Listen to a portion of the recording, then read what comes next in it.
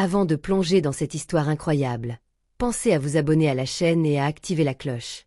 Ici, chaque récit a quelque chose à dire, et vous ne voudrez pas en manquer un seul.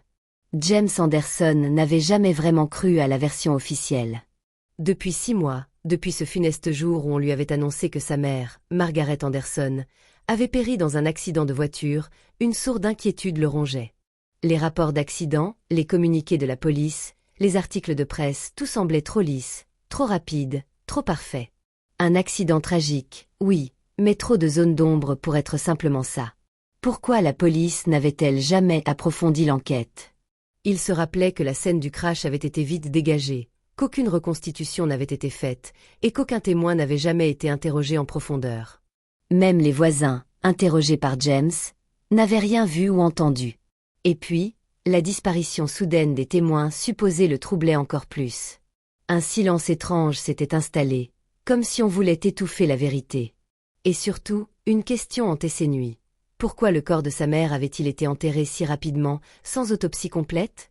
Dans sa tête, cette absence d'examen approfondi ressemblait à un choix délibéré. Comme si on voulait fermer le dossier, empêcher James de découvrir quelque chose. James, 32 ans, travaillait comme cadre dans une entreprise de technologie à Chicago. Sous son apparence calme et méthodique, il était un homme forgé par les épreuves.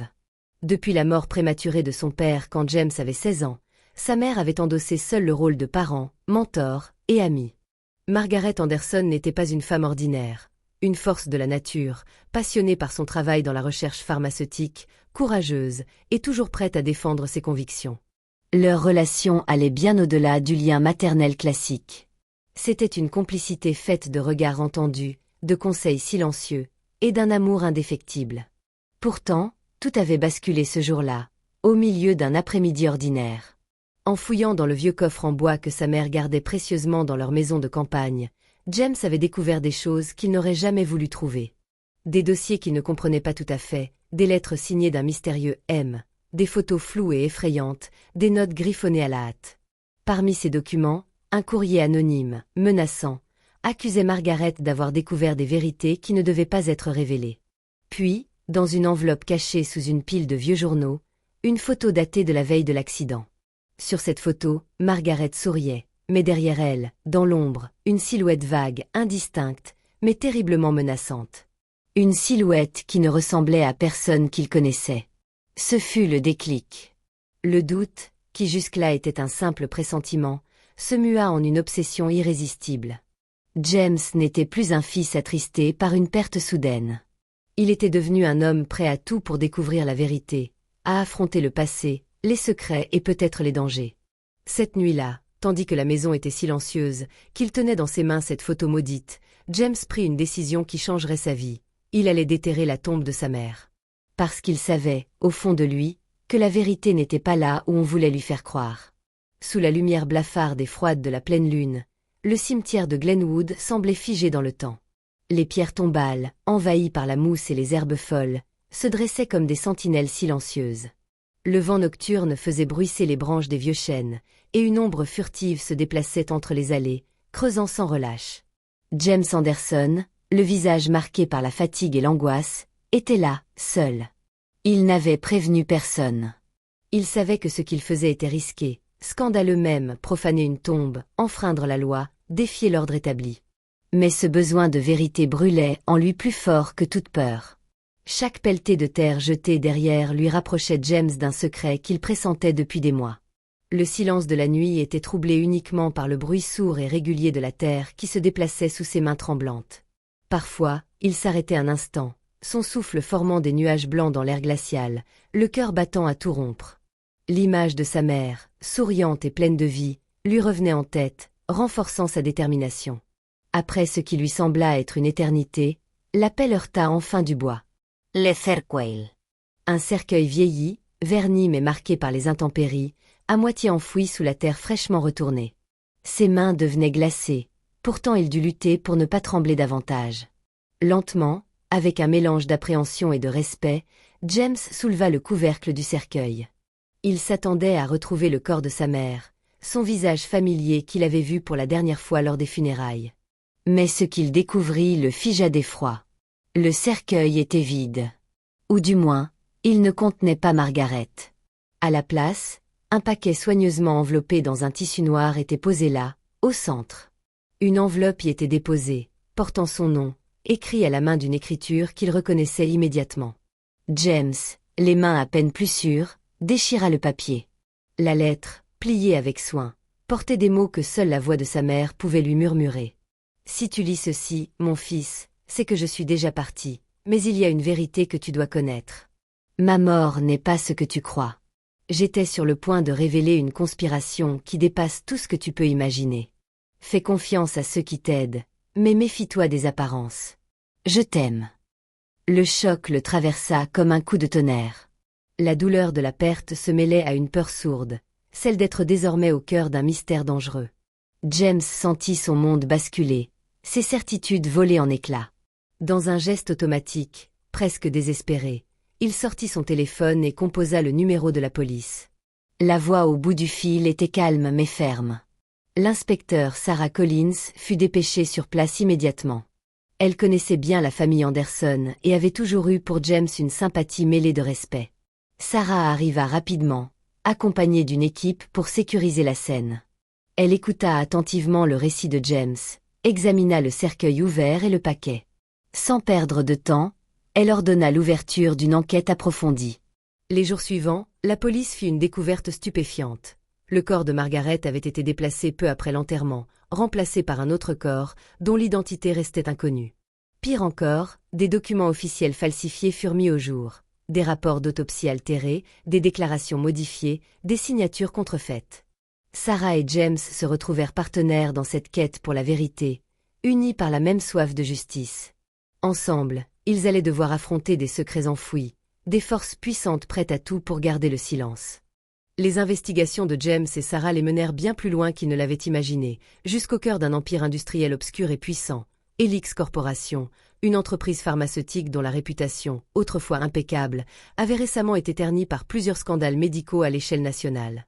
Helix Corporation était connue pour ses innovations médicales de pointe, ses milliards de dollars de chiffre d'affaires, et ses liens étroits avec des politiciens influents. Pourtant, derrière cette façade d'excellence scientifique, un réseau complexe d'ombre et de corruption se dessinait peu à peu. Margaret Anderson, avant sa mort, avait travaillé pendant des années comme chercheuse dans ce secteur. Son dernier projet l'avait conduite à une vérité effrayante. Elle avait découvert que certains membres de Helix Corporation menaient des expérimentations illégales, exploitant des cobayes humains dans des essais non autorisés. Des médicaments potentiellement dangereux étaient testés en secret, dans des conditions inhumaines, et les résultats catastrophiques étaient dissimulés aux autorités et au public. Margaret avait recueilli des preuves, des rapports internes, des enregistrements audio, des témoignages anonymes de lanceurs d'alerte. Elle était sur le point de rendre publiques ces informations lorsque sa vie avait basculé. James et Sarah découvrirent aussi que la conspiration ne se limitait pas à l'entreprise seule. Des figures influentes du gouvernement, des hauts fonctionnaires, et même certains membres des forces de l'ordre étaient impliqués dans cette vaste opération de dissimulation. Des morts suspectes des patients décédés durant ces essais clandestins avaient été étouffés, classés comme des cas isolés ou des accidents. Conscients de l'ampleur du danger, James et Sarah durent faire face à de multiples obstacles. Des intimidations anonymes commencèrent à leur parvenir, voitures qui les suivaient, appels téléphoniques menaçants, et même une effraction dans l'appartement de James. Leur vie privée devint un enfer. Pourtant, leur détermination ne faiblit pas. Ils comprirent rapidement que pour faire éclater la vérité, ils auraient besoin d'alliés capables de porter cette histoire à la lumière du jour. C'est ainsi qu'ils entrèrent en contact avec Michael Carter, un journaliste d'investigation renommé pour ses enquêtes courageuses et ses reportages explosifs. Michael fut d'abord sceptique, mais après avoir examiné les documents et rencontré plusieurs témoins, il accepta de se joindre à eux. Ensemble, ils mirent en place une stratégie pour diffuser l'information tout en protégeant leurs sources. La publication de l'enquête fut un choc pour le pays. Les révélations sur Helix Corporation, les essais humains illégaux et la complicité des autorités firent la une des médias. La pression publique devint insoutenable. Face à cette tempête médiatique, plusieurs responsables furent contraints de démissionner, certains hauts dirigeants de Helix furent arrêtés, et une enquête officielle, indépendante cette fois, fut relancée.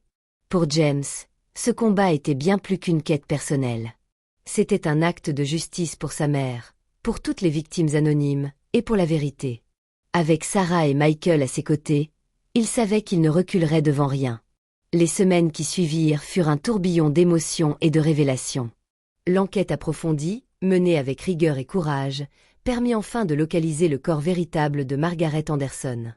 Contrairement à ce qu'ils avaient imaginé, elle n'avait pas été enterrée dans un cimetière public, mais dans un lieu tenu secret, à l'abri des regards et des mains malveillantes.